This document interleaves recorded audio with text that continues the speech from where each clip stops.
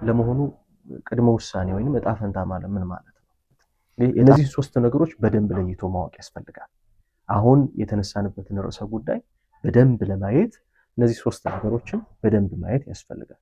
ፕሪዴስቲኔሽን፣ ፎር ኖሌጅ፣ ፍሪ ዊል፣ የእግዚአብሔር ቅድመ ውሳኔ፣ የእግዚአብሔር ቅድመ እውቀት፣ የሰው ነፃ ፈቃድ።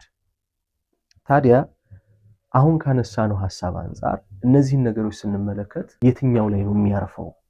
ትዳር፣ ምርጫ ወይንስ ደግሞ እጣ ፈንታ ብለን ስንነጋገር የትኛው ላይ ነው የሚያርፈው የሚለውን ለመመልከት መጀመሪያ እግዚአብሔር የወሰናቸው ነገሮች አሉ ወይ በህይወት የሚለውን ነገር መጀመሪያ እንመልከት። ዲቫይን ዲክሪስ የምንላቸው አሉ። የሰውን ነፃ ፈቃድ፣ የሰውን ውሳኔ፣ የሰውን ምርጫ የማይጠብቁ እግዚአብሔር አስቀድሞ የወሰናቸው ነገሮች አሉ። እነሱን መጨረሻ ላይ እንመለከታለን። ወደ አነሳነው ርዕሰ ጉዳይ ግን እንመለስ። ትዳር፣ ምርጫ ወይንስ እጣ ፈንታ?